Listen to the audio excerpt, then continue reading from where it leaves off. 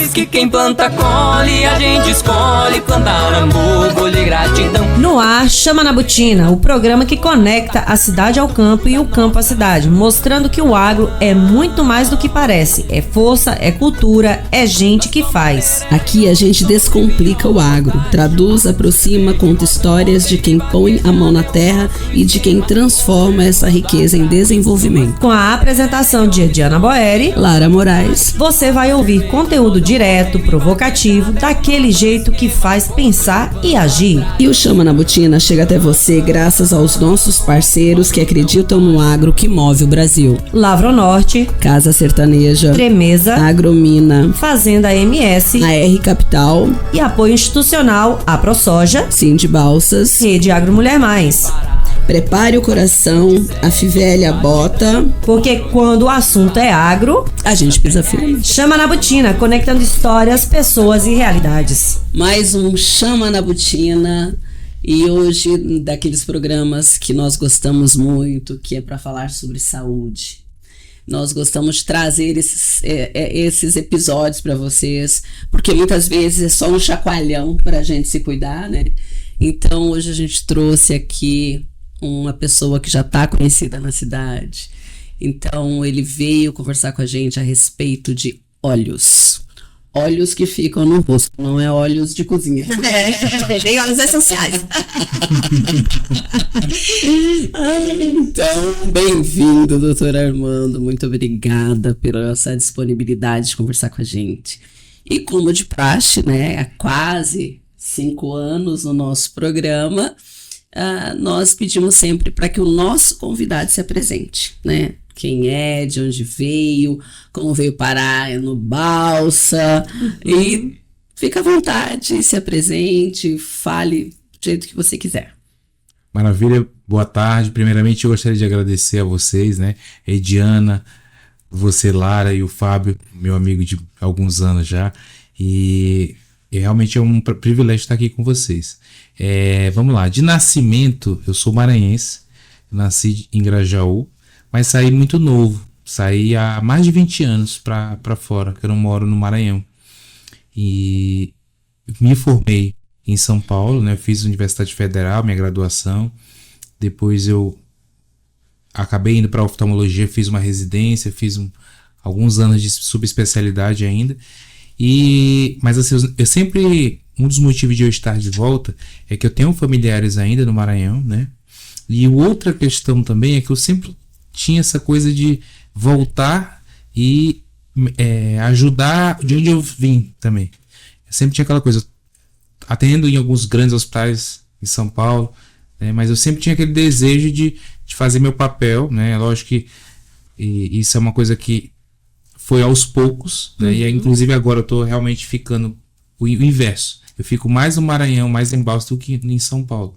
Justamente porque é uma cidade muito acolhedora e eu tô exercendo o que eu sempre quis, que é realmente oferecer para os pacientes uma medicina, uma saúde, que a meu ver, uma saúde de ponta para a população, né? E sempre é um privilégio estar aqui. Nossa, que agradeço. Eu acredito que todo mundo, né? Aqui, você sabe que aqui em Balsas tem uma frase, né? Que aí você falando, né, da tua história, aí eu fiquei pensando, será que lá no Grajaú também tem essa história que tem aqui em Balsas, que quem toma banho no rio sempre volta? Porque, né, tem essas coisas, né? Os mitos, né? A terra do gesso, né? Hoje em dia é muito forte, né? Mas assim, Balsas a gente sempre fala, né? Tomou banho no rio, já sabe que vai voltar. E aí, o que eu acredito é que realmente Balsas tem tido essa vertente muito pro lado da saúde, né? Pelo fato, inclusive, de ser uma cidade polo, não só pro agro, mas a gente percebe que por conta dele veio todas essas outras, né? Então, vem junto aí os profissionais, vem junto as especialidades, e foi interessante porque essa semana eu fui a Araguaína levar o meu pai para uma consulta, né, de um especialista de cardiologia, que realmente ainda não tem a especialidade aqui, e a gente conversava sobre isso, sobre que hoje a gente, felizmente, não precisa mais sair da cidade, praticamente. São exceções à regra, que vai ter um caso ou outro que a gente precisa sair para uma especialidade. Mas Mas que a curto prazo, eu acho que exatamente. E aí é interessante porque, assim, quando a gente olha para oftalmologia, me parece uma área que às vezes a gente não enxerga tanto isso, né? É tipo, de modo geral, a gente olha muito mais para oftalmologia como uma pessoa que precisa usar óculos, né? Sim. A grosso modo, né? Assim, tô trazendo isso como um olhar, né, de que a gente acaba olhando isso para vamos dizer assim, a faixa etária que mais consumiria um oftalmologista seria por conta do óculos. Mas a gente percebe que realmente vem tantas outras coisas juntas. E eu me lembrei, eu ri hoje sozinha, mais cedo, porque eu olhei o seu post sobre a questão do champanhe, né? Então a gente começou o ano ali, champanhe, como abrir um champanhe. E aquela situação do champanhe aconteceu comigo no fim do ano. E por muito pouco não aconteceu comigo, não, comigo. Porque eu estava abrindo. Não, mas o olho. Quando era mais novo. Não, pegou no rosto. Eu tinha uns 15, 20, uns 18 anos por aí. E assim, passou, mas muito raspando, sabe? Do meu rosto. Quer dizer, poderia ter sido no olho. Cara, e aí na hora eu falei assim, meu Deus do céu. Então, coisas simples que acontecem dentro de casa e que às vezes realmente a gente não tem noção e que vai precisar realmente do especialista. Eu tô falando do exemplo porque abrir um champanhe pode acontecer da rolha estourar na hora que você tira ali aquela gradezinha, que é a grade protetora, né? Antes de você fazer qualquer movimento. Não, quando puxou a grade, ela foi tirar a grade, ela já foi. Estourou. Então foi com grade e tudo. Então, assim, realmente o número de tipos de atendimento, e aí era essa frase que eu queria trazer para minha pergunta, o número, a quantidade de tipos de atendimentos dentro da especialidade de oftalmologia que existem hoje realmente, quer dizer, não é hoje, né, mas assim, que hoje a gente realmente percebe como importantes, mudou muito, né? Mudou muito. Na verdade, hoje, das especialidades médicas, a oftalmologia hoje é uma das que mais tem subespecialidades. Hoje, por exemplo, tem subespecialidade. O olho é um só, né? Mas tem pálpebras, que é a parte de plástica ocular, catarata, cirurgia refrativa, glaucoma, retina, uveíte, tumores oculares, que pouca gente menciona. Isso é até um tópico que eu acho que vale a pena mencionar. Sim. Eu pego aqui média de 1 a 2 por semana. Se ele falar as outras especialidades, se ele tá com os dedos ali ainda. Eu tô que é a oncologia ocular. Tem a parte de traumas, né? Inclusive eu cheguei uns 4 minutos atrasado, porque eu acabei de... Um rapaz estava lixando uma parede, caiu alguns corpos estranhos, eu tive que retirar isso. Ontem, né? Aconteceu isso, então. E fora outro sub-área que pouca gente, infelizmente, leva muito atrasado, que é a parte da pediatria. Então, aquela criança hoje, que é muito comum eu pegar, infelizmente, pacientes, inclusive, super diferenciados, mas que, enfim, não tem aquela divulgação, e a criança que com 3, 4 anos, por exemplo, nunca passou no oftalmologista. A criança, ela não refere, né? E é muito comum um olho, por exemplo, ela escolher mais do que outro, e às vezes acaba não desenvolvendo. Então, a gente tem tido, né, eu sempre posto, às vezes, o pessoal, porque realmente tem que ter essa prevenção. E sobre os tumores, que a gente pode até... Tem vários, e um dos principais fatores de risco hoje para o tumor, o desenvolvimento, é o sol. Então, quer dizer, óculos escuro... Óculos, protetor solar na pálpebra. Às vezes o tumor não está em si no olho, mas ele está na região do próximo. Então ele tá então ele pode ficar, né? Vamos falar assim, gente. Ele tá falando na pálpebra, vamos pensar a mulherada, onde você passa a sombra. Isso, exatamente. Ele pode ficar aqui, mas ele fica da parte interna do externo. Lembra aquela carne que o pessoal fala, carne exposta, pterígio? Ok. Teve um paciente que operou pterígio 3 vezes, veio para uma 4ª opinião, e aí eu falei, olha, isso aqui não parece um pterígio. Na verdade era um tumor que... ele acabou saindo de uma cirurgia, e tem a boa notícia é que muitos desses tumores se tratam, por exemplo, com quimioterapia, inclusive colírio. Olha só. No momento é que eu tenho mais ou menos 11 pacientes com quimioterapia colírio no momento. Em Balsas, a gente pede colírio fora, o colírio chega em alguns dias e o paciente pinga a gotinha dele, tá fazendo a quimioterapia dele e ninguém nem sabe disso. Que interessante. Olha, gente, assim, eu tô me sentindo assim nas trevas de desconhecimento a respeito do assunto. Mas é bom que a gente daí não fica pensando. Não, mas imagina, é assim, o tipo de informação que a gente consegue realmente, né, passar. Doutor, só para ele conseguir, existe alguma faixa etária ou você tem pacientes de todas as idades? Dos tumores, vamos lá, tem faixa etárias específicas para cada tumor. Um dos principais tumores que a gente tem que se preocupar, por exemplo, vamos começar do começo, Sim. que é da infância da criança, Então, é isso que eu queria saber. é o retinoblastoma, que é um tumor extremamente grave. Peguei esse sim é bastante grave, às vezes você perde o olho inteiro e tem risco realmente de morte mesmo. Então, aquela foto, até postei, acho que recentemente um stories, que quando você vê um reflexo alterado, aquela criança, mãe e avó, que tem uma criança ali que tem um reflexo alterado, que tem, por exemplo, um olhinho que tá ficando torto, ou às vezes que vai brincar de aquele, como antigamente a gente brincava de esconder, e às vezes tapa o olhinho, tapa o outro, ele fica, não consegue chegar muito bem. Esse perfil você tem que correr, porque pode ser um tumor dentro do olho. Então imagina aqui que tá realmente interno, tá? Então tratamento, né, tem bastante na mídia, né? Isso, então é uma coisa que não é tão incomum, é um tumor mais raro, mas acontece. O olhinho de coelho na foto, né, doutora? Isso aí, infelizmente, já é um tumor avançado. Sério? Aquele olhinho vermelhinho? Aquele que tem um reflexo já é um tumor bem desenvolvido. Então a ideia, só para você ter uma ideia, hoje a Sociedade Brasileira de Oftalmologia Pediátrica recomenda que a criança com 1 ano de vida, ela já tem que ter passado pelo menos 3 vezes no oftalmologista. Pelo menos, sem queixa, sem nada. Porque você evita, né, além de prevenir esses tumores, você vê, por exemplo, a questão do grau. Então, tem criança hoje aqui em Balsas que vai ver o olhinho, um olho, por exemplo, já não enxerga. Nossa. E se você perder esse time, né, esse tempo de intervenção, a criança, por exemplo, ela não desenvolve mais. É como se você nascesse com uma perna que não aprendeu a andar. Que atrofia na questão da perna. Assim, se você que está ouvindo a gente, que tem criança que nunca passou, realmente é importante. E a criança sente uma dor, um sintoma? Porque uma criança recém-nascida, uma criança de 1 ano, ela não vai falar, mãe, meu olho, de repente o olho tá coçando. E o menino brinca tanto que parece que eles não prestam atenção nas coisas, né? Ele sente alguma coisa? Tem algum sintoma? A maioria das vezes não nada, sente, né? nada. A mãe só se desespera mesmo. A mãe não vê nada. Então ela também não pode se sentir culpada, viu, mãe? Não é por isso que realmente você tem que... E a criança, além de não manifestar, ela tem medo. Então ela tem medo de... Às vezes ela, até mais velha. Hoje eu peguei uma criança que ela chegou apavorada, né? Porque ela acha que vai machucar e tudo. E na verdade isso tem luz. É um dos exames mais tranquilos. Você não tem acesso, você não tem nada.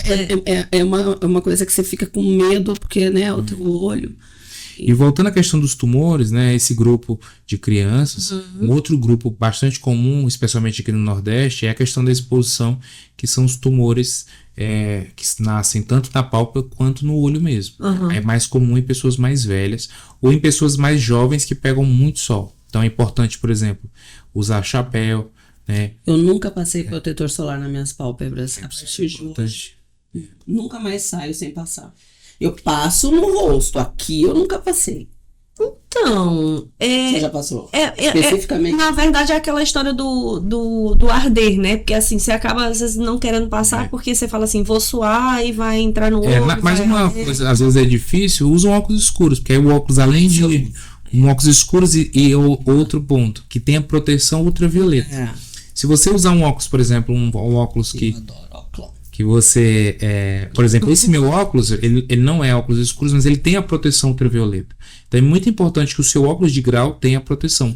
Aquela pessoa que não pode tirar o óculos de grau. Que nem nós duas aqui, a gente é para ler, para estudar, mas que a gente pode estar sem óculos. Exatamente. Então, para aquela pessoa que o óculos faz parte da rotina dela diária. Ao menos usar uma proteção, já entra com a proteção, inclusive, de ultravioleta. Interessante isso aí. Isso, sem dúvida, é um pterígio, catarata, tumores, tudo isso se previne com a proteção ultravioleta. Que o pessoal... E outra coisa que eu também não sabia, que o óculos de grau normal teria essa proteção. Você sabia? Não. Inclusive tem lente de contato que tem proteção. Tem a lente da catarata, lentes mais modernas, ela já vem com a proteção. Então quando você tira a catarata, você já consegue colocar uma lente que tem a proteção. É igual, e é Sim. ótimo, porque você não precisa passar, né? Já tá lá, então é muito útil. Doutor, eu vou fazer uma pergunta assim de ignorante mesmo, tá? Mas assim, quase um absurdo.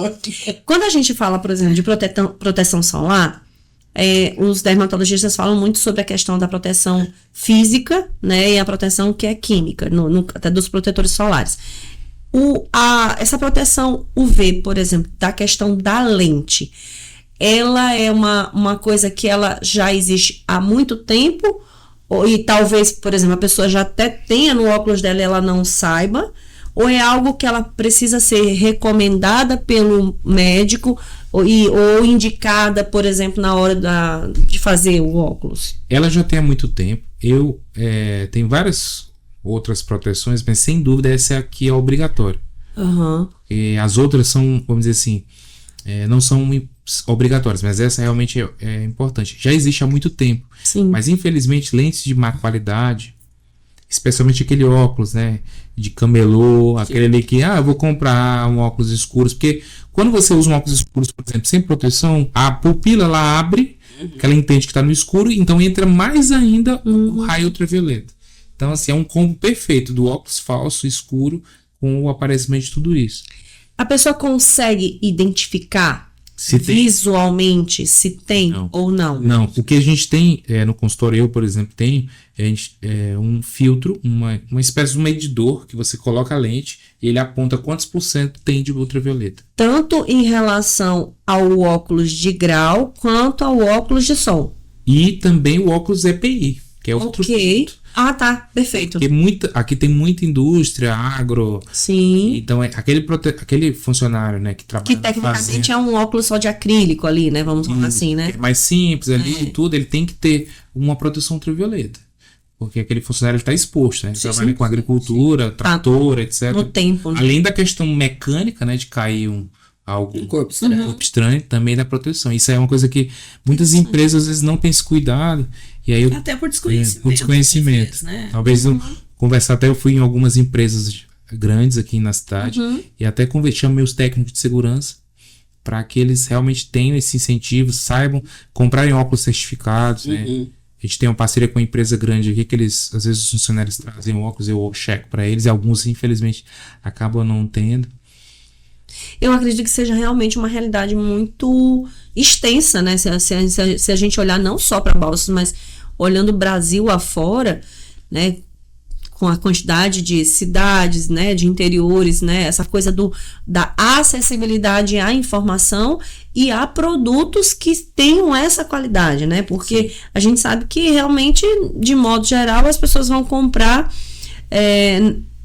na rua, né? Vou falar assim, principalmente o óculos de sol. Às vezes a pessoa até compra, mas ela tá ali usando um óculos que ela não sabe a procedência. Exatamente. E aí, ao invés de proteger... E muitas das vezes não é um óculos barato. É um óculos caro que não tem. Às vezes o contrário. Às vezes um óculos que é um óculos simples, que tem um preço, custo-benefício bom, e ele tem aquela proteção. Até porque, muitas vezes também, eu não sei como é que é a legislação fora, né, do nosso país, e aí você compra um óculos caríssimo, porque é de uma grife tal, foi produzido fora e você não sabe se lá a exigência, os cuidados deles para que tenha essa proteção também. Sim. Mas aí a gente não está falando que é uma coisa que não presta, mas a gente está falando, né? Eu vou dar um exemplo de uma marca famosa de make, que no país que ela é produzida, o chumbo pode ser usado ainda no batom. E no país não, só que muita gente aqui no Brasil compra essa marca. Sim. Continua usando, entendeu? Sim. Porque a legislação lá permite.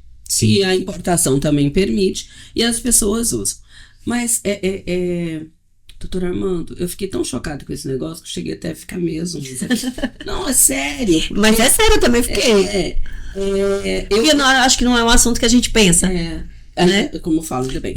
Eu tenho um celular que a gente pode compartilhar depois algumas imagens de tratamentos quimioterápicos antes e depois. Eu tenho nesses poucos anos aí, 6 anos eu tenho já catalogado mais ou menos 195 casos de tumores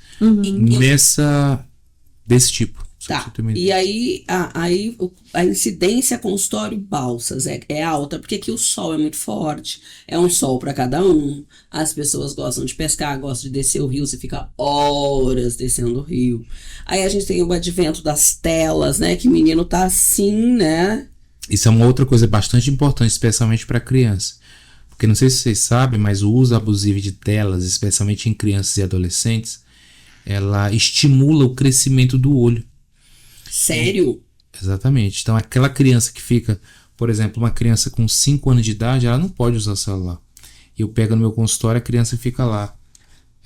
Eu pergunto para a mãe quantas horas ele usa. Mais ou menos algumas. Aí eu falo, quantas? Vamos contar. Pego uma caneta e falo, fica da... De que horas? Média é 8 horas, 10 horas por dia.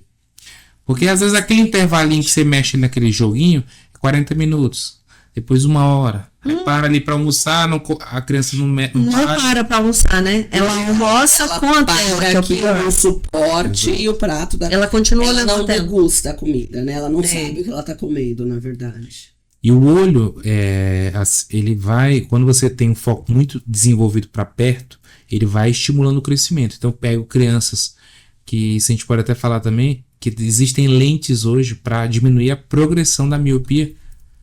Inclusive lente de contato. O crescimento do olho seria literalmente o olho ficar... Ele vai ficando mais como se fosse... espalhado. Não, na verdade ele não cresce assim. Ele cresce internamente? Internamente pra dentro. Como se fosse ficando mais popozudo, digamos assim, bundudo. Ele cresce nesse sentido. E às vezes isso não é visível. Às vezes um olho que não dá nem pra ver, mas ele vai crescendo pra dentro. É como se fosse aquela base que a gente geralmente vê, né? Quando você vai ver uma imagem. Imagina que como se fosse um olho. Imagina como se fosse o olho aqui, a pupila, até ajudou. Ele vai crescendo assim. Pra dentro. Pra dentro. E a gente tem aparelho, inclusive, onde eu trabalho, né? Eu trabalho aqui na Mais Centro Médico. A gente tem um biômetro de última geração, que é um biômetro óptico. O que é isso? É uma máquina que ele faz, além das medidas de todas as curvaturas, ele mede o comprimento axial. O que é isso? É o comprimento do olho. Então eu pego aquela criança que já tem uma miopia razoável, meço o exame, anoto, e aí ele vai acompanhando.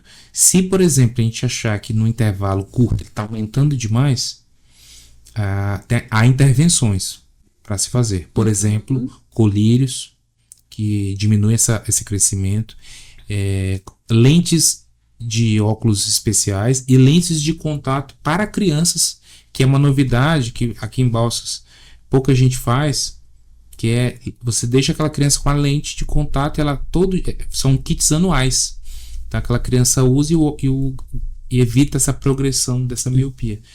Por que a gente hoje sempre briga para não desenvolver uma miopia?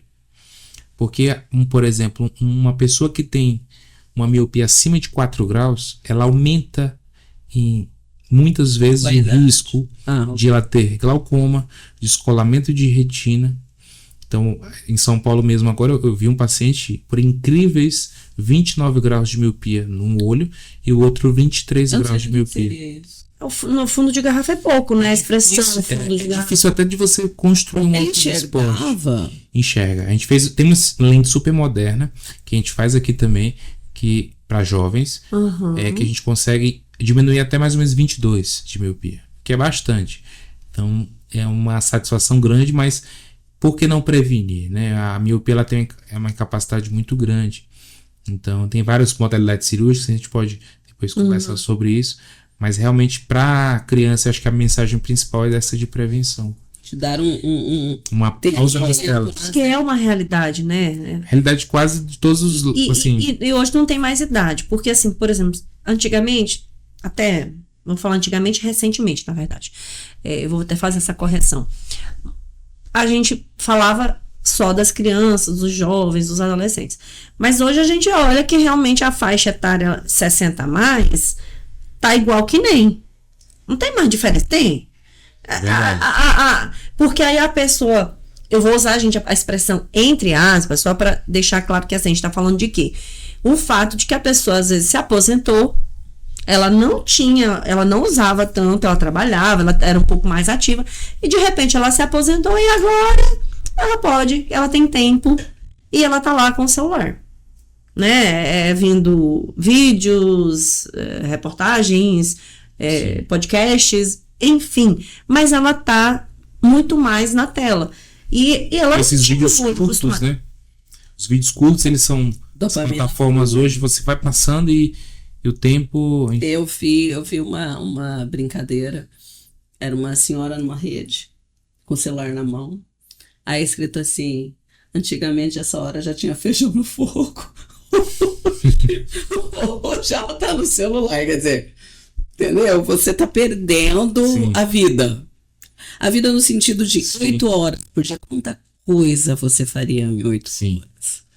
Para você, né? Verdade. De crescimento, uma leitura, um exercício, um cuidado, quanta coisa. Um estudo. Eu vou fazer meia culpa, que eu tô até calada aqui agora, porque eu tô fazendo uma autoanálise aqui, eu acho que eu tô ficando tempo demais. Graças a Deus. A pessoa sabe das notícias do mundo todinho. Não. Ainda chega pra mim e fala assim, eu vejo noticiário. Eu vou sair daqui agora e vou ligar o noticiário. Eu tô arrumando a casa, o noticiário tá ligado. Tô brincando. Não, assim... Mas não deixa de ser, né? Porque assim, eu falo isso porque virou uma realidade, não é? Virou uma realidade. O fato de que o idoso também, quer dizer, hoje eu diria que hoje não tem mais idade. Demorou, eu diria que o que aconteceu foi que demorou para os 40 mais usarem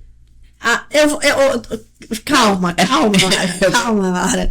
Os 40 a mais usarem o tanto as telas. E aí, quando você pega a galera dos 60 a mais, que usava menos ainda, mas hoje em dia virou uma realidade. Só que isso é assim, interferindo, né?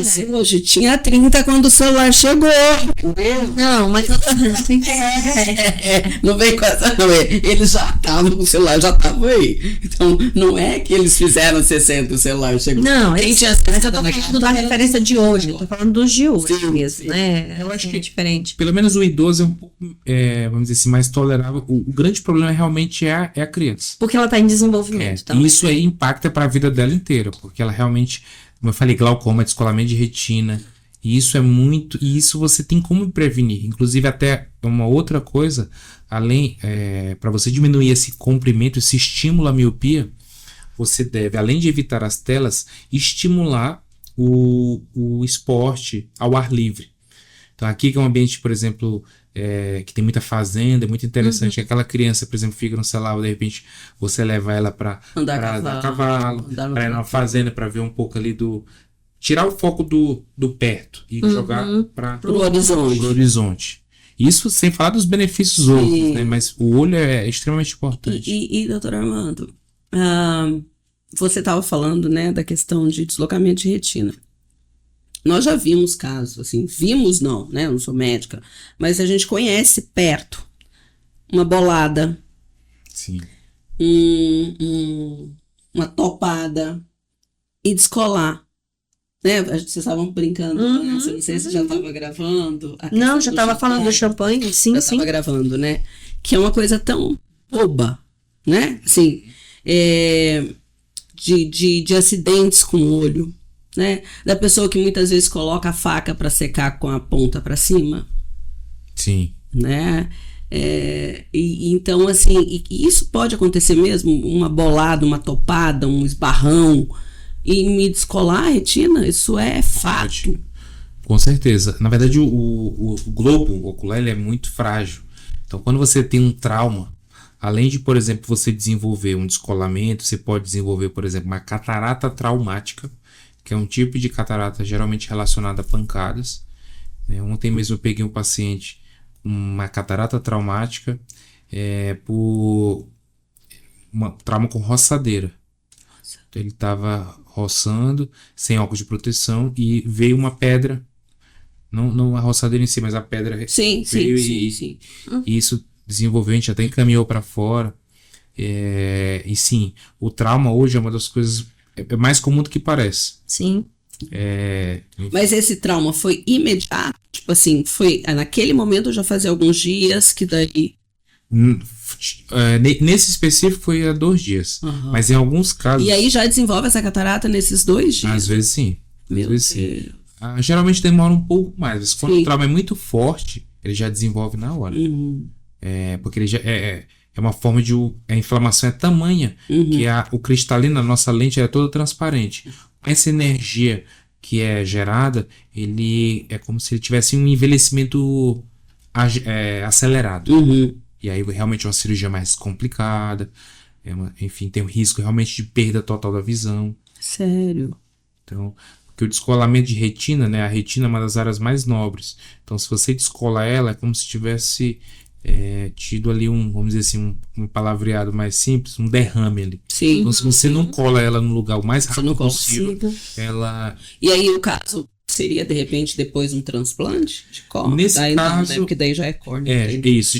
A córnea é mais na frente. Sim, né? sim. Geralmente, quando é descolamento, aí você tem que entrar lá dentro do olho e realmente tentar colar ela. Aí você tem que fazer uma série de procedimentos. Doutora Amanda, eu fico imaginando, assim, aquela bolinha, porque na minha cabeça, como eu não estudei, é uma bola durinha e eu fico imaginando como é que vocês operam isso, como é que vocês chegam nesse negócio, como é que vocês tiram pequeno, né? Tira esse olho de lá de dentro. Eu tô pensando nisso.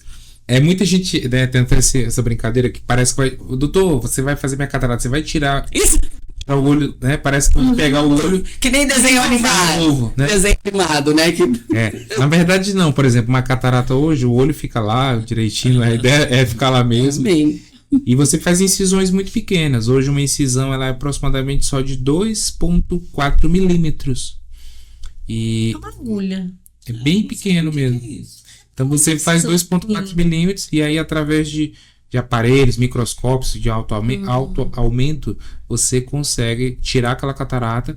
E as lentes hoje são muito modernas. Então, as lentes, por exemplo, elas vêm dobradinhas. Né? Elas vêm mais ou menos... Ela já vem como se fosse assim. E quando você introduz lá... Ela já abre. Antigamente eram lentes rígidas. Então, você tinha que fazer incisões maiores para ela entrar inteira. Então, hoje em dia, a recuperação é muito mais rápida. O paciente faz uma cirurgia, aproximadamente 20 minutos, vai para sua casa e já sai com a correção do ótica e também retira a catarata. Doutor, quem é líder de mercado nessas tecnologias hoje, assim, falando mundialmente, né? Porque assim, é um tema que exige muito estudo. Sim. Então, assim, o que a gente tem como referências, vamos falar assim, em termos dessas tecnologias, por exemplo, ou mesmo desses estudos da própria medicina em si? Sim. Por incrível que pareça, um dos grandes líderes hoje no mundo é o Brasil. É mesmo. Inclusive, esse mês agora, começo de fevereiro, eu vou para Hong Kong, agora na China, falar sobre anéis de córnea que são brasileiros, com um grupo que nós somos de São Paulo, da Unifesp, e vamos falar sobre isso na China, nosso trabalho. Que legal. Anéis de córnea. Anéis de córnea, que é tratamento de ceratocone. E hoje no Brasil é um dos maiores parceiros, um dos maiores cirurgiões, assim, em termos de quantidade no Brasil. Lógico que tem tecnologias americanas, japonesas, os insumos muitos realmente são de fora. Mas a nossa expertise de um modo geral é muito avançada. Hoje, onde eu vim, por exemplo, a Universidade Federal de São Paulo, é referência, por exemplo, né, que faz parte, inclusive a parte de tumores pediátricos, o GRAC é muito conhecido, praticamente isso é feita lá e tem pacientes do mundo inteiro, que vêm de fora, de outras partes da América Latina. Que legal. E o Brasil realmente, em medicina e em oftalmologia, está muito avançado nisso. Hoje, um paciente que opera em Balsas, uma cirurgia de catarata avançada, é o mesmo insumo, a mesma tecnologia que o paciente que opera, por exemplo, na Europa ou nos Estados Unidos. Então, não vai ter diferença. Porque não existe como... por exemplo, quando a gente olha para o medicamento, a gente tem muitos genéricos, né? Sim. Então, assim, você tem, às vezes, vai falar amoxicilina, por exemplo. Você tem vários fornecedores daquele mesmo produto. E aí, nessa área, já é uma coisa um pouco... Eu vou falar fechada no sentido de... Há uma restrição maior em termos de empresas trabalhando, talvez até nessa coisa do desenvolvimento da tecnologia. Sim. Nesse sentido. Na verdade, existem várias. Mas, realmente, vamos dizer assim, tem um grupo menor de mais ou menos umas 3 empresas, geralmente japonesas e americanas, e algumas europeias que realmente dominam esses segmentos. Mas assim, como eu falei, tem empresas brasileiras do mundo inteiro que estão contribuindo, né, com essa questão da correção. Então... Eu ia fazer esse paralelo com a questão da Embrapa, né?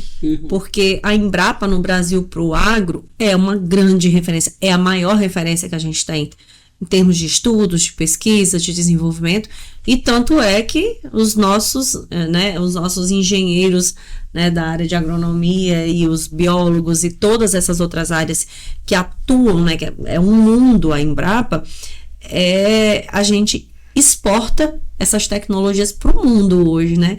Então, quando a gente olha para essas coisas, eu acho que isso é sensacional, porque mostra realmente não só o tamanho do mercado, mas mostra realmente o profissionalismo com que a área da saúde tem evoluído. Me parece assim, e aí não só a oftalmologia, né, mas assim, ó, a gente olha para todos os setores da área da saúde. Alguns dias atrás a gente esteve aqui conversando com o Dr. Benito, a gente também estava falando sobre a questão das tecnologias para as cirurgias, né? Então, assim, de modo geral, e aí a fala da Lara em relação à questão do olho, porque é tão pequenininho que parece que é impossível de colocar alguma coisinha lá dentro, né? E abrir. Sim. Essa questão, né, você falou de fora, lá na Unifesp, que é onde a Federal de São Paulo, era muito comum a gente fazer alguns iam para os Estados Unidos e outros vinham para o nosso pronto-socorro. E os residentes americanos, eles ficavam fascinados. Ele falava, eu nunca vi tanta coisa. Os casos são muito desafiadores, as técnicas... É isso que eu ia comentar. Então, eu acho que aqui essa gama de mistura que nós temos e de nós termos tantas profissões e tantas coisas, Ediana, que faz com que até nisso o Brasil seja diferenciado. Até nos problemas e na forma como é lidado com esses problemas, né? Porque as pesquisas são para que facilite a vida, para que a outra pessoa tenha uma qualidade de vida melhor. E falando nessa questão, né, dessa pesquisa, até parabéns para vocês, que venham mais coisas assim. Tá vendo, gente, como é bom ficar longe do celular? Você fica estudando, fazendo pesquisa aí, ó. Tivesse nada disso. Essa questão, doutor, de a catarata, né? Antigamente, eu tenho catarata, era uma sentença, né? Vou puxar ali década de 70, porque eu me lembro do meu avô falando isso. Que ele tinha catarata e a gente sabia que ele estava perdendo a visão.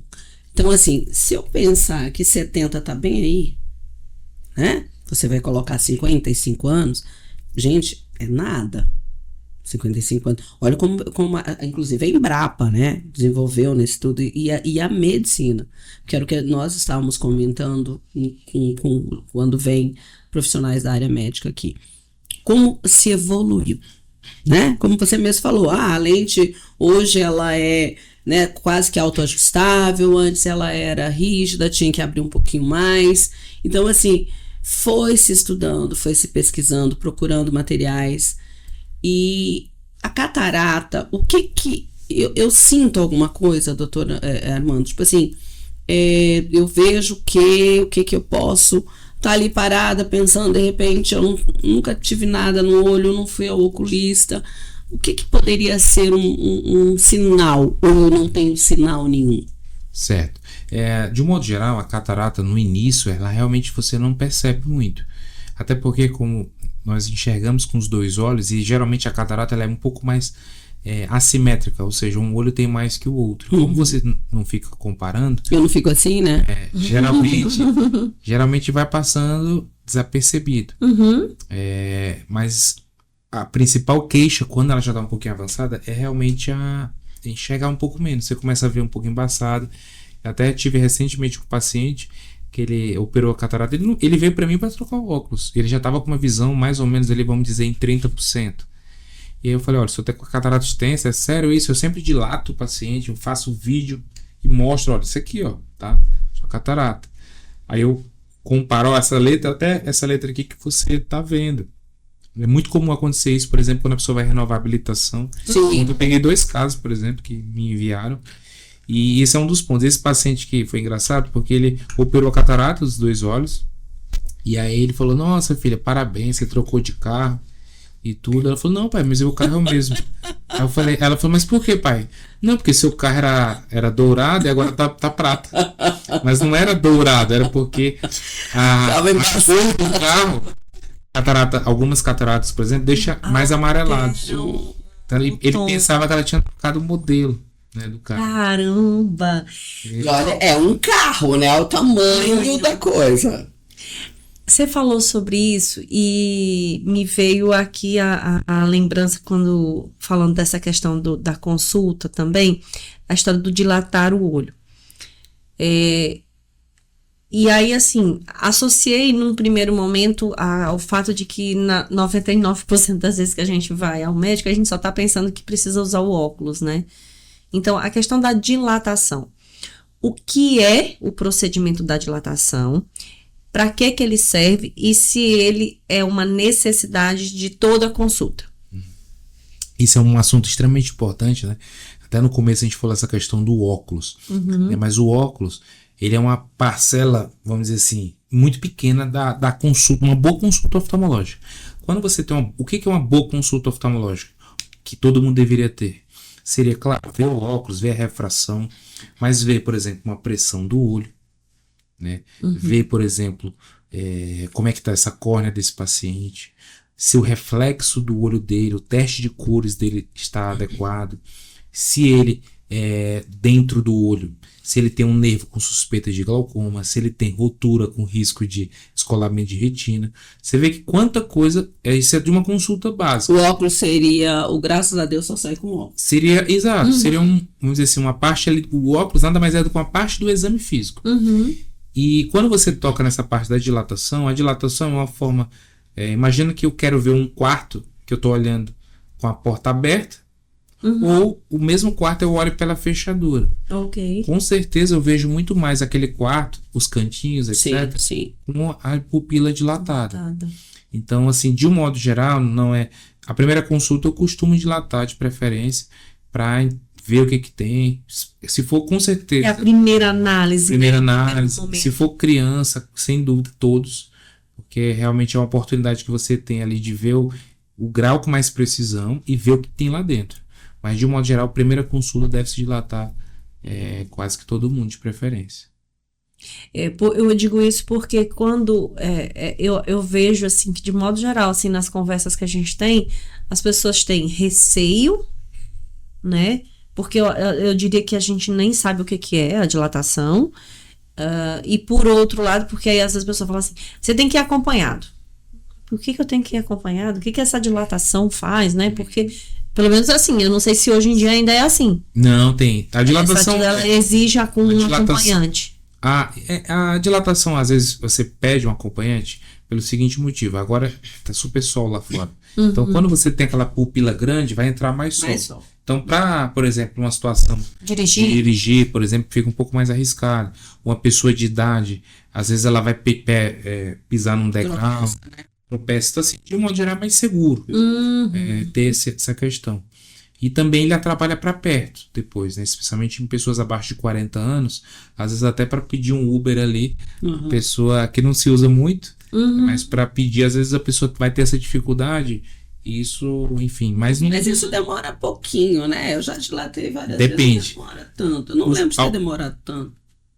Depende do coleiro. O coleiro hoje que menos demora, ele demora mais ou menos 4 a 6 horas. Mas tem alguns que demoram às vezes até 24 horas. Sério? Aí, por exemplo, para criança tem que ser isso um pouco mais... Acho que a gente vai se acostumando também, acha que já pode ser um efeito, né? Exato. Porque o olho vai se adaptando, que tem isso. Mas porque eu acho que a coisa do mito, né? As pessoas, a gente acaba tendo um mito a respeito de determinadas coisas, até pelo fato de que, de novo, né? A gente ia para o oftalmologista para voltar de lá com um óculos, agora eu vou usar óculos. Ou só para trocar. E uma coisa até que é muito importante, que eu tenho, infelizmente, eu tenho lidado muito com isso, é que quando a gente faz o mapeamento de retina, eu tenho triado, infelizmente, muitos casos avançados de diabetes. Então, a pessoa não sabia. Não sabia, o paciente já tinha ali tem um sangramento severo. Eu até atendi uma colega de profissão, ela tem diabetes tipo 1, tem apenas 24 anos, Uau! E já tava com sangramento. No olho. No olho. Claro, né? E o diabético tipo 1, por exemplo, ou 2, o sangue, ele maltrata muito a retina. E esses pacientes, infelizmente, peguei um rapaz aqui de 14 anos, cego nos 2 olhos, cegueira irreversível. Cegueira irreversível. Irreversível por diabetes avançado, sem diagnóstico. Que ele nem sabia que tinha diabetes. Aquela criança ali que é meio, às vezes, magra, que às vezes passa mal, e aí não faz exame, né? Tem a questão de... Como é mago de ruim. E às vezes ele já tá num diabetes avançado. Então, assim, para você ver como é importante. Nós sabemos que não é mito que a diabetes, né, sem tratamento, ela pode levar a cegueira, isso é fato já de muito tempo. Mas eu não sabia que era essa questão de um derrame de sangue, Então... De causas hoje no mundo, é a terceira maior causa de cegueira no mundo inteiro. É a diabetes? Que é uma doença média silenciosa. Exatamente. Quais são as outras duas? Glaucoma. Que é Os principais. Às vezes aumenta, às vezes nem aumenta, mas ele destrói o nervo, é irreversível. Aqui no Brasil, pelo fato de ser um país ainda em desenvolvimento, a principal causa ainda é a catarata. A catarata. Mas a catarata Mas é reversível, né? Não, então, mas como você falou, ela, apesar, né, você consegue notar que você tá ficando com o olho embaçado, com o olho, que nem você falou, né? Coloca assim, tá? Tá parecendo que tá com remela. Deixa eu ver se eu enxergo melhor com isso. E aí seria, gente, fiquei chocada agora com a diabetes. Diabetes é muito frequente. Diabetes hoje... E aí nós temos a questão da diabetes pós-60. Né? Não tem essa diabetes adquirida? Não sei se o nome seria esse. Seria, na verdade, o diabetes tipo 2. E o diabetes tipo 2, hoje, com a questão da obesidade, por exemplo, ele tem antecipado muito isso. Então, peguei agora um advogado de 40 anos, 39 anos, já com um diabetes super avançado. Também não sabia. A hemoglobina glicada dele... Eu fiz o fundo de olho, falei, você tem alguma coisa e sugere já um edema diabético avançado, retinopatia diabética já proliferativa. E aí, quando ele veio com a glicemia 400, hemoglobina glicada de 13, que a média é mais ou menos 6 a 7. Então, esse paciente, por exemplo, eu já encaminhei para o endocrinologista, e aí, em parceria, até com a doutora André, que é muito boa aqui da cidade, é muito comum ter esse acompanhamento multidisciplinar. Então, esse paciente ele precisa de um endocrinologista, ele precisa de um oftalmologista, do nutricionista, que tem que mudar o estilo de vida, e de repente até, que é não menos importante, um educador físico. Sim. E esse paciente a gente consegue tirar ele realmente dessa chance, dessa cegueira.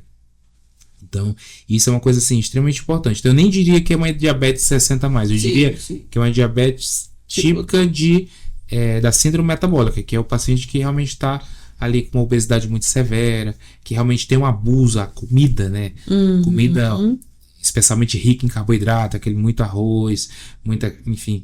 Tem que ter todo um acompanhamento, porque realmente isso tem um impacto muito grande. O quanto os excessos atrapalham a vida da gente, né? E é complicado, né? Porque comer é bom.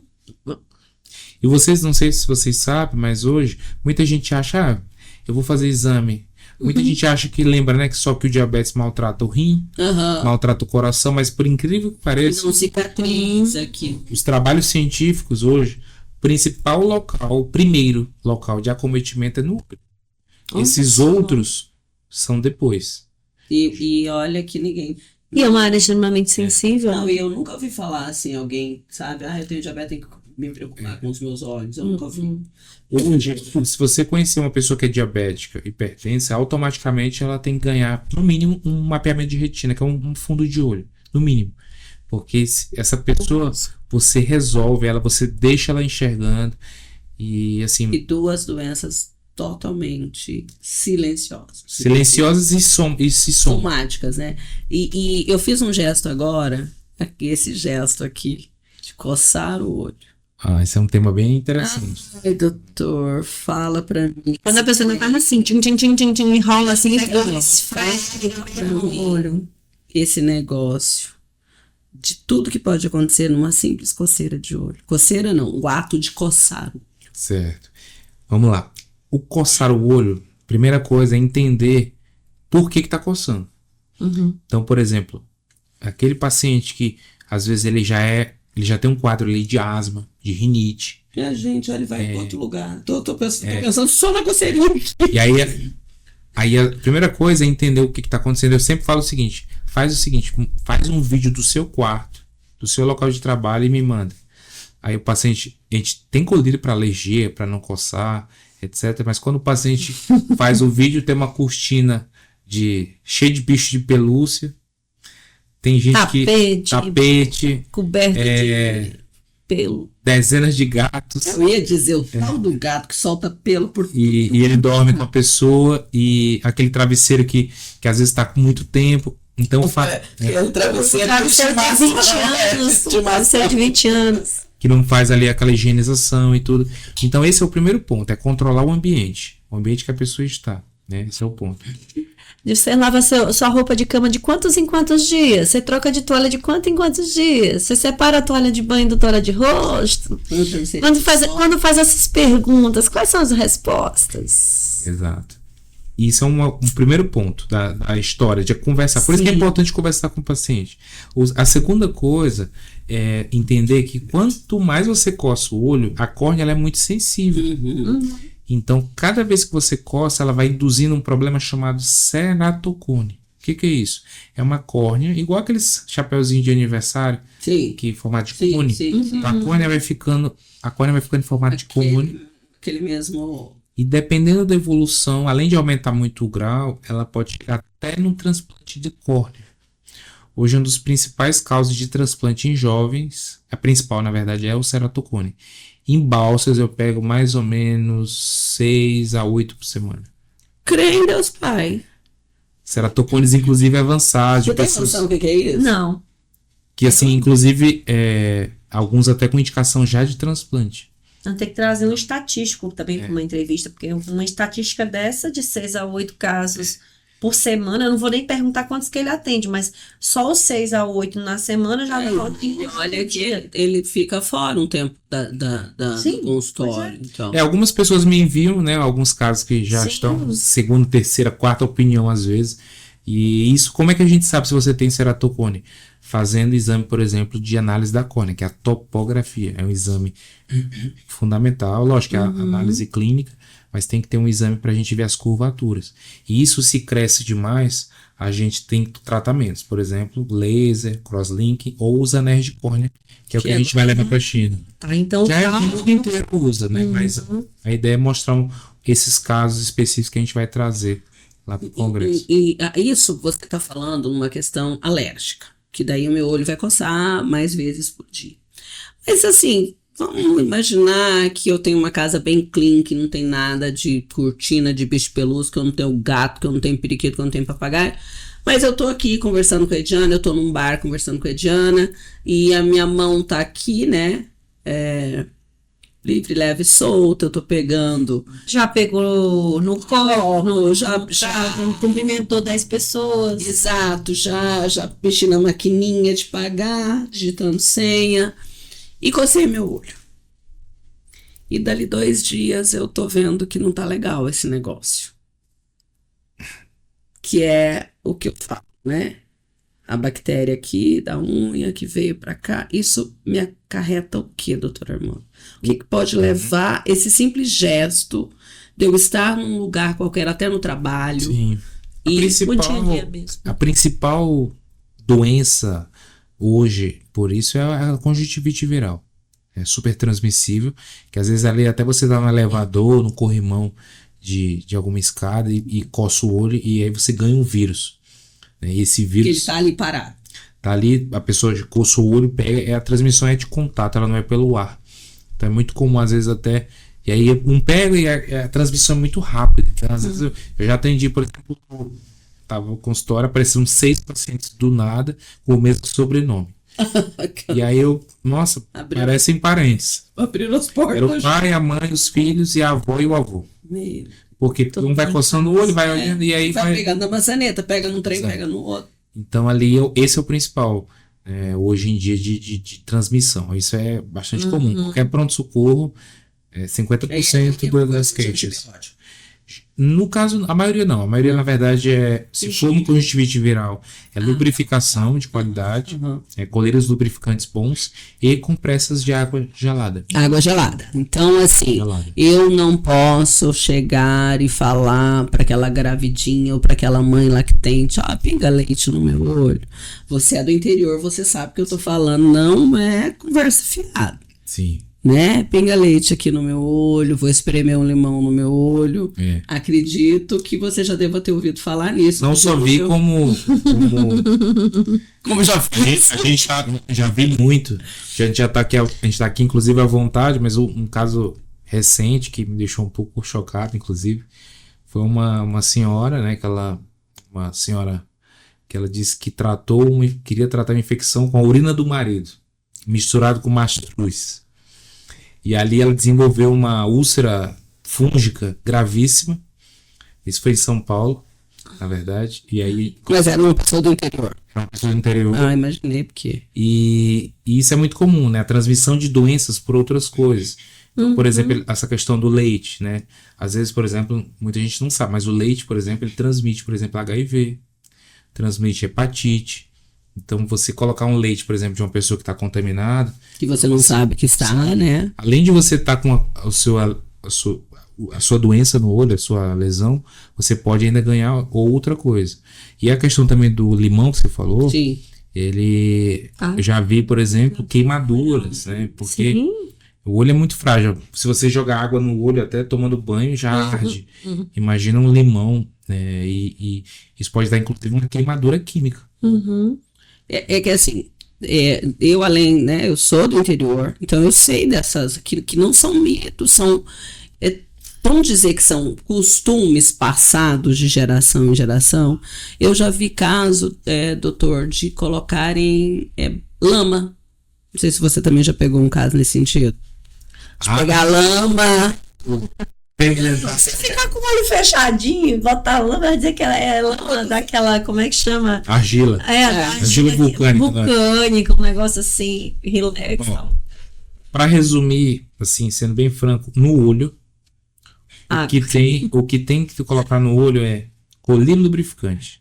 Sim. A água, inclusive, ele pode fazer mal, porque a água, por exemplo, o soro, ele é um sal. O soro é um soro fisiológico. Soro fisiológico, por exemplo, dentro do olho não foi feito para isso.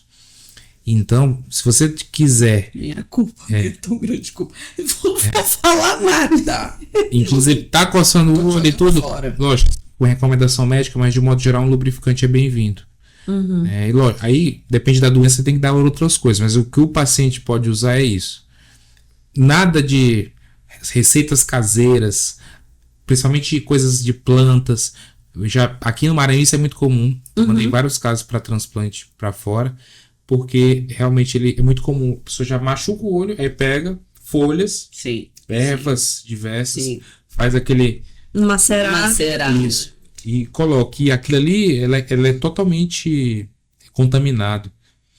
Essa, por exemplo... Tóxica mesmo. E você pode, você pode, Jonathan, ali macerando algum bichinho que não é visível ao olho. A maioria, na verdade, ele nem é visível. É aquela...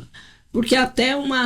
Imagina uma folha, às vezes, que é seca, né? Aquela branquinha, enjoadinha, que dá tudo quanto é planta, gente. Cochonilha. Cochonilha é uma praga mesmo. Então, você não consegue, muitas vezes. Não tá visível. Dela não tá ali. Você mal lavado, enfim. Colocou ali, macerou e colocou. Às vezes, até em alguns casos, você tem que fazer uma coleta. Você faz, quando já tá com uma úlcera bem grave. Aí você raspa e manda para um laboratório para entender um pouquinho daquilo. Uma outra coisa, por exemplo, nós mulheres principalmente usamos maquiagem, algumas o dia inteiro, uma parte do dia e por aí vai. Umas já amanhece maquiada. Tem gente que até dorme com a maquiagem. Então, assim, de modo geral, obviamente que a gente recebe as recomendações dos dermatologistas, tá lá uma das orientações antes de dormir, sempre que puder, lave o rosto, né? E aí, normalmente, vai lá, existem alguns sabonetes com recomendação para que a gente utilize para remover a maquiagem, para que esse olho fique limpo. Tem até um gel. Né? Tem vários tipos de produtos, na verdade, no mercado para essa higiene facial para as maquiadas. Vou falar para as mulheres principalmente porque né, eu me enquadro. E me enquadro porque, por exemplo, no ano passado eu tive 2 vezes uma inflamação que parecia um terçol, né? E no primeiro momento parecia essa coisa de maquiagem, porque parecia um fio inflamado, como se fosse um cílio que estava inflamado. E aí, realmente, assim, na época era tipo, não tinha nada para fazer. Era colírio, era só lubrificar e, como diz a história, esperar passar porque ia desinflamar. E água morna. E era realmente um morno, era o que mais eu sentia que aliviada. E é interessante porque, assim, a gente adota comportamentos diferentes depois que você passa por aquela situação. Então, quer dizer, eu não deixei de usar maquiagem por conta disso, depois disso, né? Mas eu voltei a ter. E aí me pareceu uma coisa do recorrente. Então, a coisa do fiozinho, né? Do cílio e tal. Até que ponto isso é verdade? Como que é? E o que a gente deve fazer? Então, vamos lá. Super importante. Sobre a questão da maquiagem, muito importante tirar a maquiagem, especialmente o rímel, que é onde você vai cair dentro do olho. Nós piscamos aproximadamente 15 mil vezes por dia. Então imagina 15 mil vezes o rímel entrando naquele olho. E sobre isso tem uma coisa antes muito importante. A maioria desses lenços de maquiagem, eles não podem ser usados os demaquilantes, né? Isso, porque eles são bastante tóxicos. Eles queimam, eles são feitos de substâncias para tirar aquela maquiagem, eles têm que, né? E também é muito perigoso. E até porque a gente acaba esfregando, que aí era a conversa de antes, né? Porque quando você pega o lenço, você faz um movimento de esfregar para poder ele entrar em contato e poder remover. Então, acho que é uma fricção também muito grande, né? Exato, mas a questão, por exemplo, do lencinho, você pode até passar assim na região dos cílios, mas tem que ter lenços específicos. Hoje, no Brasil, já existem lenços para pálpebra. Então você compra, tem várias marcas hoje no mercado, que elas são mais seguras. Então o material dela, mesmo que caia, eles são seguros. Mas se você, por exemplo, não quer gastar muito nisso, uma receita caseira muito simples, é você pegar aquele rímel que tá lá, você pega um copinho americano, coloca uma aguinha morna, de preferência filtrada, um soro, etc. E aí você pinga algumas gotinhas de shampoo de neném, o shampoo neutro. Eu ia perguntar pra ele isso, a questão de o olho lavar com shampoo de neném. E aí você faz uma mistura, e aquela solução, você pega uma gaze e vai bem onde você coloca o rímel. Você passa, gasta ali 1 minutinho cada olho, pela manhã e uma vez à noite. A maquiagem sai, a blefarete, que é um outro problema, que é uma caspinha que forma nos cílios, sai também. Essa blefarete, esse excesso de maquiagem que causa o terçol, que é uma obstrução da glândula. Então imagina que a glândula tá ali, né, como se fosse uma espinha, obstruiu e é extremamente doloroso, às vezes você tem até que operar. Se eu não me engano, que é um produto que eu tive muito essa questão de encravar pelo dos cílios. Então, hoje, por exemplo, eu não uso lápis de olho. Faz muitos anos. E, se eu não me engano, eu vou fazer propaganda aqui. Então, só o nome, porque eu também não sei a marca. Benflagel, que eu usei muitos anos. Que é um gelzinho. Que ele é bastante conhecido no mercado. É para cílios. Make. Então, assim, foi o que me curou, vamos assim dizer, né? E, claro, eu hoje uso a maquiagem, uso o rímel em ocasiões específicas, mas a gente sabe que a moçada, ela levanta 4 horas da manhã para ir para a escola, porque tem que passar 15 camadas de rímel para poder ter um certo... Nada contra, meninas, eu acho que vaidade é uma coisa bem legal, mas você tem que dar um respirar, não, doutor? Isso. Né? O ideal é sempre retirar tudo, né? O que acontece? As maquiagens estão ficando tão boas hoje no sentido de fixação, verdade, né? Que é difícil até você tirar às vezes. Então, tem a prova da água, né? Exato. Então, você vai pra praia, vai pro rio. A briga das minhas crias comigo sempre foi essa. Elas já chegaram a jogar fora Mãe, isso aqui não pode. Ele tem que sair na água. Isso aqui não é bom, é maravilhoso, mas ele tem que sair na água. Então, se ele não sai na água, já é um problema, né?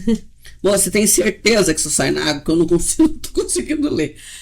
Por quê? Essa cobrança.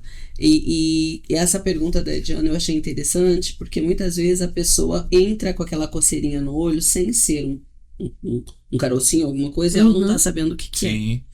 Então, emprestar, meninas, o doutor falou de pegar no corrimão, de pegar num botão de elevador, de pegar numa maçaneta. Agora, tu imagina você compartilhar com certeza. um rímel. Óculos também. Me presta esse óculos aqui. Aí a pessoa já tá com uma conjuntivite, tá contaminada, aí você vai lá e põe direto no olho. Então, tudo isso é muito pessoal mesmo. Tem que ter esse cuidado, né? Tem. Então, quando a Ediana começou a fazer isso, eu ia falar assim, mas eu já vi que se lavar o olho com um pouquinho de shampoo de criança, porque eu uso também até para lavar pincel, que é outra coisa, tá, galera? Tem que lavar essas coisas que você passa também no rosto, porque também tá cheio de trem. Doutor, fala pra mim assim, qual foi a coisa mais absurdamente improvável que você já tirou de um olho? Olha, aquela coisa que você falou assim, meu Deus, como isso veio parar aqui? Eu até tenho foto disso, inclusive. Eu tirei uma moça jovem, veio com uma queixa que já tinha passado com 3 médicos, e ela disse que sempre mexia um pouco a pálpebra. Dava aquele... Isso, e aí ela trataram como conjuntivite, blefarite, coleira de antibiótico, tudo. E aí eu peguei, fiz um pouco de coleira anestésica, eu sempre viro a pálpebra pra ver como...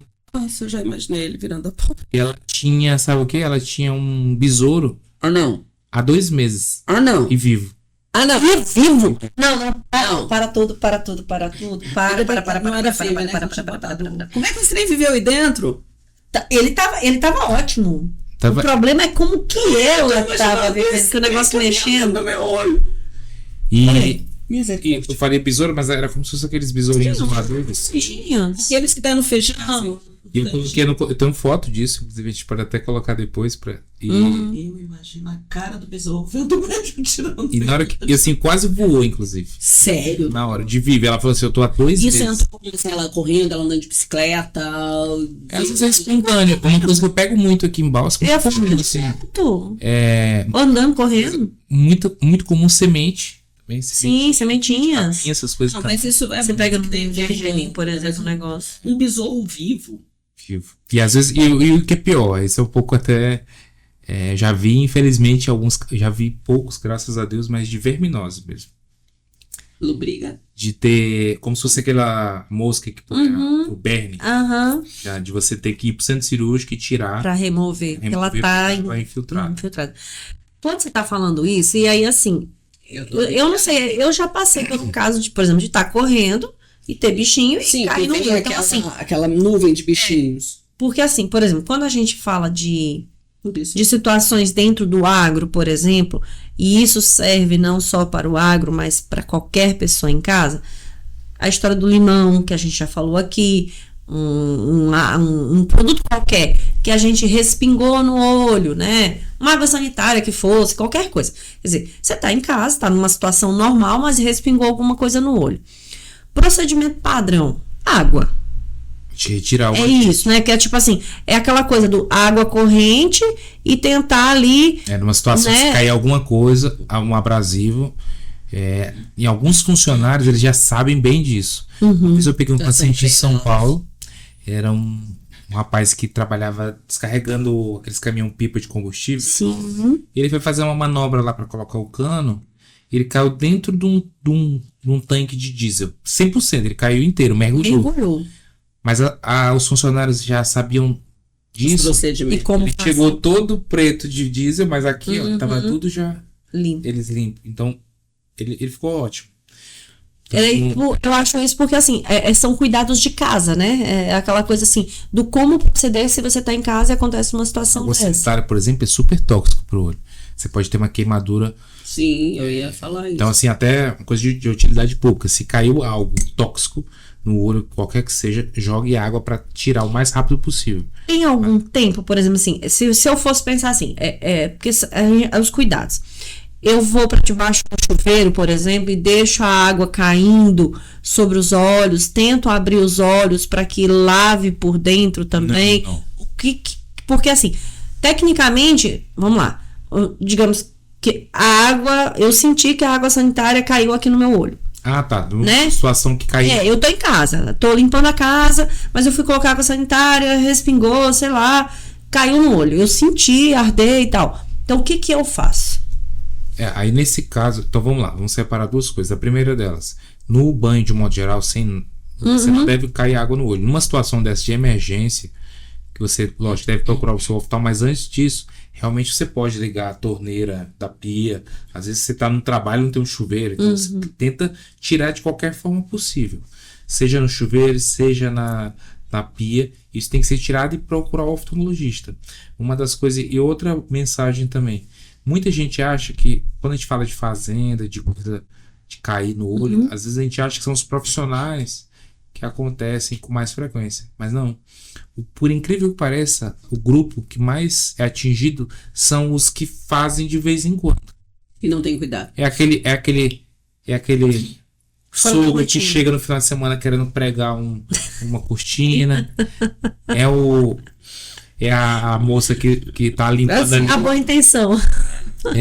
Então assim, é aquela pessoa, vamos aqui, enfim, vamos lavar aqui o banheiro rapidinho, na correria, cai um pouco de soda. Aí faz aquelas misturas que mãe da gente gosta de fazer, você não sabe nem o que ela bota lá dentro, capaz de explodir o banheiro, de tanto trem que põe. Meu Deus do céu. Então assim, o que eu quero dizer o principal grupo é esse, então assim, não é porque você vai, sempre aquela coisa, é rapidinho. O rapidinho ali que você não usa o cinto e bate o carro e se machuca. Então esse rapidinho você tem que usar. Vai pregar alguma coisa, tem um óculos de proteção, né, para você fazer. Como a Diana falou na questão da corrida, né? Hoje, antes Corrida não, mas o pessoal corre, já tem aquele óculos específico. Ciclista, por exemplo, muito comum. Toqueiro sem viseira. Se fala. Nós vamos, aqui vai pescar, vai andar de barco, cara, bota aquele óculos, porque ele vem de nuvem. Pescaria é uma coisa que dá muito trauma com o anzol. Creio em Deus, Pai. E aqui em Balsas o pessoal gosta muito. Anzol aqui, pescaria de modo geral é um esporte. Né? É esporte. Então assim, eu sempre falo para os vaquejada, né? Da poeira. Ali, compra um óculos barato, um óculos Sim, aquele óculos, né, que já não sai. Porque esse óculos aqui, que eu mostrei antes, que é um óculos maior. Não, é porque, aqui, ó, se tu tá num barco de pesca, que é um barco que vai andar até chegar no ponto que você vai pescar, isso vai voar. Aquele que é aqui, ele não vai, porque o vento vai fazer assim. Então, não resolve esse aqui, porque você vai perder o óculos. E um óculos também que feche bem, né? Isso. Mesmo que ele seja grande, ele é plano. Então ele entra nos cantos. Como eu falei, chega um pouco atrás, tirando um corpo estranho de um paciente que ele não era um trabalhador disso, ele foi ali e entrou por um cantinho. E é rápido essa retirada? Geralmente sim, se for uma retirada que não perfure o olho, porque isso existe também. Às vezes, por exemplo, eu já tirei, pedaço de ferro, você tem que fazer uma cirurgia. Pedaço de quê? Pedaço de ferro. Você está pregando e o martelo quebrou a cabecinha e foi lá no olho, aí tem que fazer uma cirurgia grande. Aí são casos mais graves. As fagulhas de coisas de solda, né? Esses casos são geralmente mais simples, então você resolve no consultório. Sim. Colírio, você tira com uma pequena agulha. Você tira com uma pequena agulha, dá um tratamento e ele geralmente resolve. Doutor, voltando nessa questão da estética. Advento de cílios postiços. Que não são tão postiços porque as pessoas estão colocando. Não estou condenando ninguém, gente. É uma pergunta técnica, porque não deixa de ser algo estranho no teu corpo. E aí? O que é que você, como doutor, fale? Esse é um assunto, assim, vamos dizer assim, delicado. Mas falar com saúde. Você quer, né? Saúde. Técnica, né? Vamos discutir só a questão técnica. Cuidados. O grande problema do cílio, na verdade, o cílio por dois motivos. O primeiro deles é o material que é usado para colar. Muitos deles são muito tóxicos. Então, às vezes, a pessoa põe aquele material e ele respinga no olho e dá queimadura. Eu até peguei uma vez em São Paulo uma jovem que ela coitada, era o sonho dela abrir um salão de cílios, etc. Ela chamou as 3 irmãs, a avó, a mãe, e foi pra colocar. Treinar. Chegou a mesma coisa, um monte de gente com tudo sobrenome. Quando eu fui ver, eram todas queimaduras com a cola dos cílios. Um outro ponto também que é um pouco mais assim, é que os cílios, eles acumulam, assim como a gente falou dos cílios normais, eles já acumulam mais. Às vezes aquela paciente, se ela gosta, a gente não vai discutir isso, mas... Não, a gente tá falando do que pode acontecer. Tem que realmente, às vezes ela fica com receio, por exemplo, de fazer uma higienização, porque ela não quer perder o cílio, e aquela secreção, aquela blefarete, ela acumula mais. Então, porque ela vai limpar, ela não tem jeito, ele vai sair. Então, eu já peguei muitos casos, infelizmente, disso. Um outro ponto também que tem que ter cuidado é que os cílios, eles nascem para fora naturalmente. Então, às vezes você cola, você muda a arquitetura dele. Então, ele pode, por exemplo, começar a deformar. Ao invés de ele nascer para fora, ele começa a nascer para dentro. E aí você tem que tirar aquele cílio para dentro. Então, assim, tem que realmente, se for fazer, tem que fazer num local que seja de confiança. É que nem eu falei, assim, não tô questionando quem quer fazer. A gente tá, né? Quantas vezes você, como profissional de medicina, já viu aquela pessoa que falou assim, eu não vou fazer isso, que eu não acho que isso é, né? Vamos dar o exemplo do pessoal que tá fazendo isso aqui com o olho, Fox Eyes. Você vai lá falar assim, cara, não vou fazer. Mas eu vou achar alguém que faça. Então, a pessoa que quer fazer, ela vai fazer. Sim. Mas o que eu quero, né, falar disso é que você tem que ter um cuidado com a higiene, você tem que ter um cuidado com o local. Com certeza você deve ter visto aquela situação no Rio de Janeiro que a moça usou Super Bonder.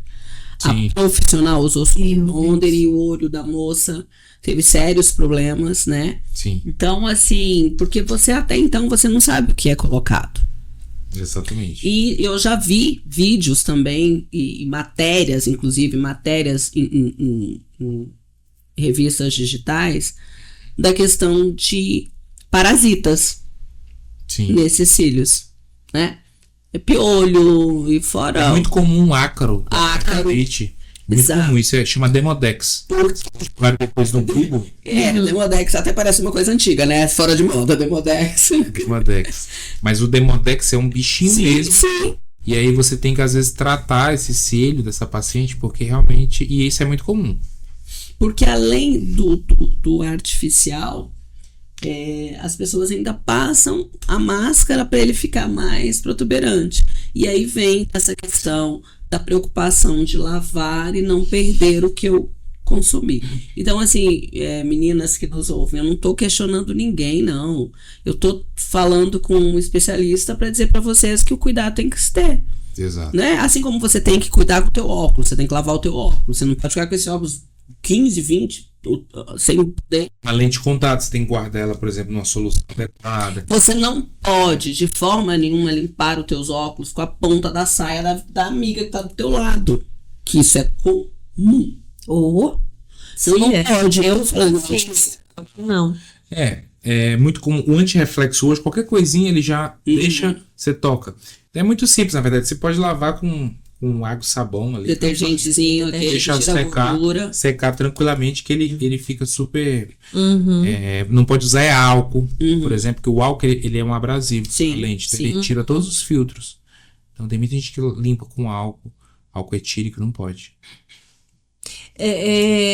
Tem, tipo, no caso do álcool ou outro produto que perde, no caso, a qualidade da lente ou não interfere necessariamente na qualidade da lente? De um modo geral, o ideal é realmente um pouquinho de água e sabão, porque o restante eles podem, por exemplo... O básico, né? O básico que tem gente, por exemplo, que usa produto de limpeza ou outros, né? Eles, assim como você quer lavar essa superfície, às vezes tem um abrasivo. Sim. Aquele abrasivo destrói, por exemplo, a lente que você pagou tão caro. E inclusive tem alguns lugares que tem um sprayzinho pra lente. Sim. Produtos, né? Tem uns sprays específicos que Esses não esse é muito bons. Geralmente são usados para telas, tá?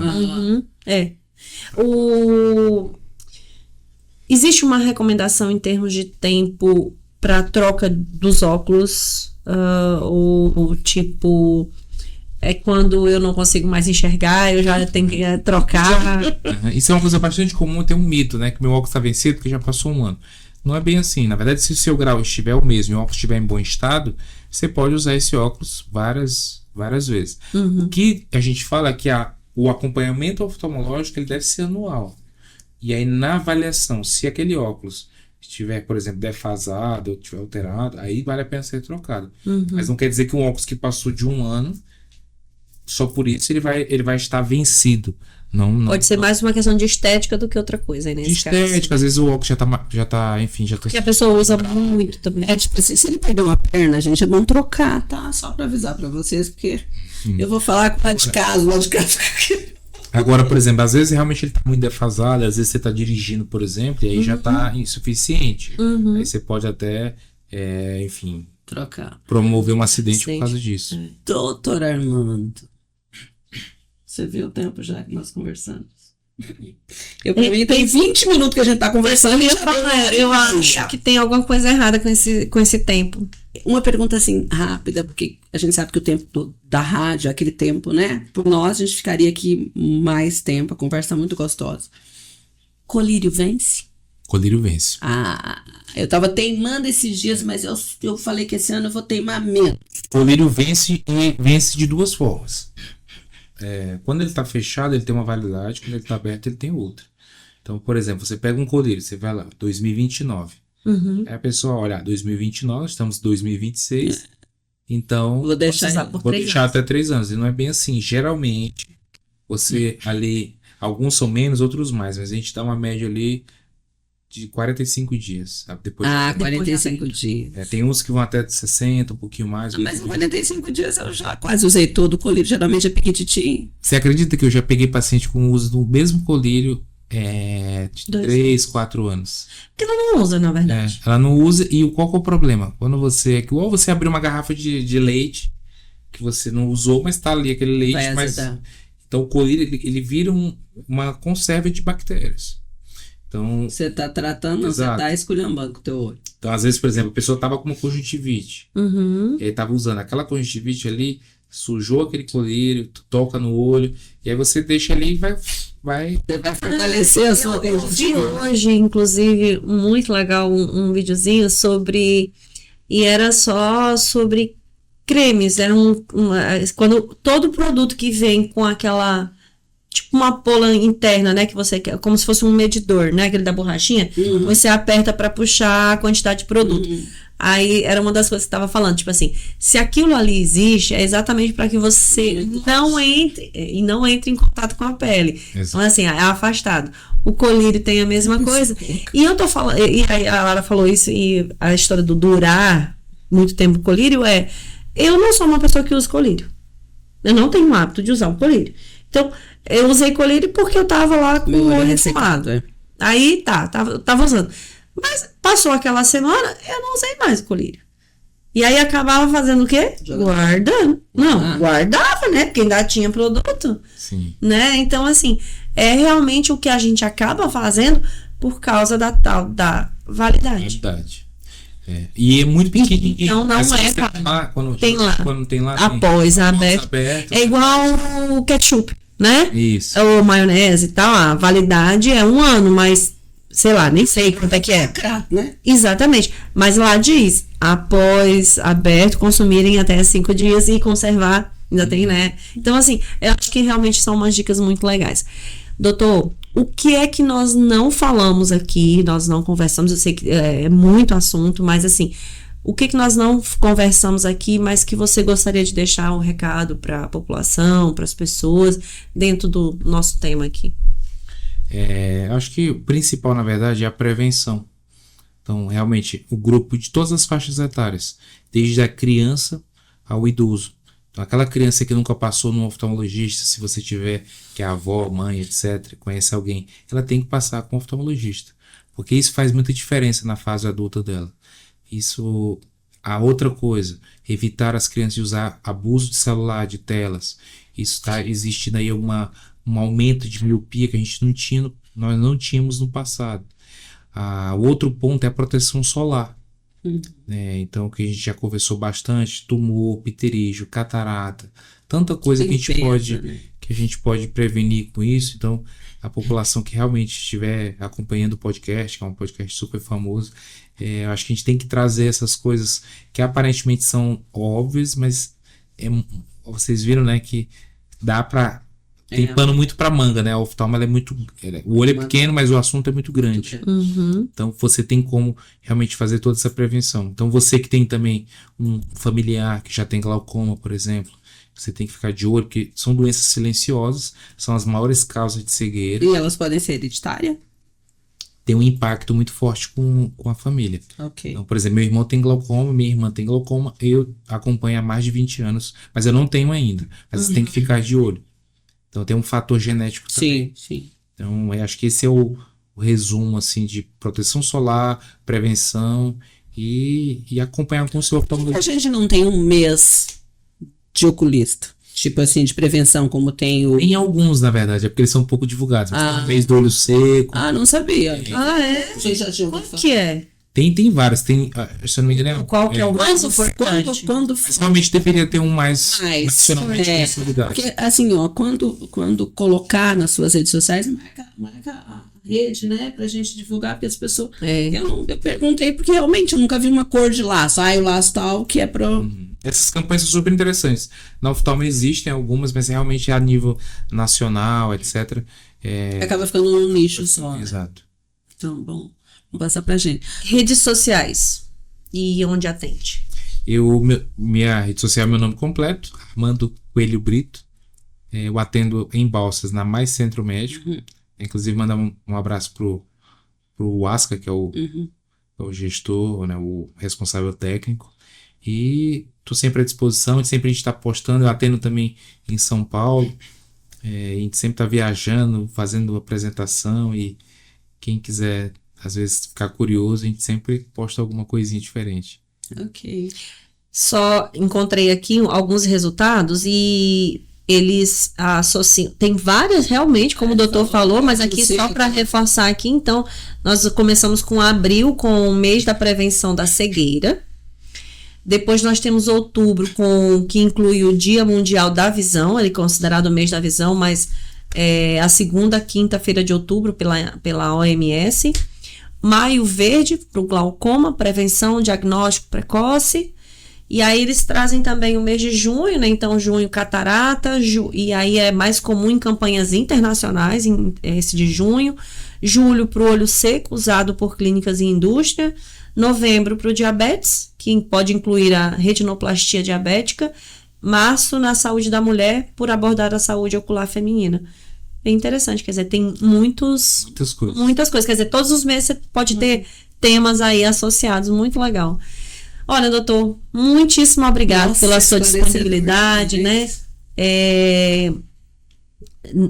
Dar as boas-vindas seria talvez excessivo na nossa parte, pelo tempo que você já está em Balsas, né? Mas assim, agradecer, na verdade, pelo fato de termos profissionais tão capacitados, né, na nossa cidade. Eu acho que realmente a cidade merece, nós merecemos termos profissionais de alto gabarito atuando na cidade, porque isso vai fortalecer e favorecer que a gente tenha mais saúde, né, que as pessoas busquem os profissionais, né, porque sabe que, e principalmente por ter o fato de saber que tem esses profissionais, porque além de às vezes da gente não saber, a gente não busca isso porque a gente não sabe. Então, o intuito aqui realmente é a gente trazer um pouco de esclarecimento, um pouco de informação, né? A gente não tem o intuito de trazer temas tão técnicos, porque se torna às vezes pesado demais, as pessoas nem talvez não fossem entender, como tantas coisas que a gente não entende, né? Mas é realmente esses momentos assim para a gente compartilhar com as pessoas e plantar as sementinhas que a gente tem plantado aqui, né? A gente usa muito essa frase que a gente está semeando aqui informação, né? E as pessoas com certeza vão cultivar isso e vão se cuidar mais, né? E trabalhar a prevenção. Então, muito obrigada mais uma vez, né? Que o ano de 2026 seja aí de muitas colheitas. É um ano que ele não vai esquecer, né? É o primeiro verdade. Então esse ano vai ser o ano. Parabéns também, saúde e prosperidade para a família. Ou vinda? Vinda. Coisa boa. Alguns dias aí. Ai, que bênção, que bênção. E eu agradeço muito realmente o convite, né? Muito feliz eu ser convidado num podcast, tanto reconhecimento da população. Obrigada, gente. Vocês, enfim, são pessoas aí que, comunicadores, têm um papel extremamente importante e às vezes até salvador, né? Porque imagina que hoje a informação vale muito e vocês disponibilizam isso sem custo. Então aquela população que realmente às vezes está no celular ali, que consegue, aí, por exemplo, já passa para uma pessoa que está com diabetes, que não está enxergando muito bem, acha que é só um óculos, acha que é só uma coisa, e às vezes você traz, através se nesse nossa conversa, uma pessoa, a gente conseguir tirar ele de uma retinopatia diabética, uma criança que tem algum tumor, ou alguma pessoa que tem um glaucoma, eu acho que o nosso papel já foi. E acredite, viu? Eu fui em outro podcast, as pessoas, elas sabem, elas espalham, e isso é muito importante. Acho que tanto meu papel de oftalmologista quanto de vocês, comunicadoras, realmente tá de parabéns. A agenda do Dr. Armando é só ligar na Mais Centro Médico. Eles informam. Sempre eu tô bastante lá, inclusive nós fazemos cirurgias. Cirurgias hoje, 90% dos problemas nós realizamos lá mesmo. Então tem exames, tomografias, todos os tipos de recurso praticamente inteiros disponíveis. Maravilha. Nós agradecemos, né? É isso. Muito obrigada. Olha aí, mais um Chamando a Botina, né? E esse informativo de saúde, né? Com conteúdo para você. E é isso. Até o próximo programa. Tchau, tchau. Tchau.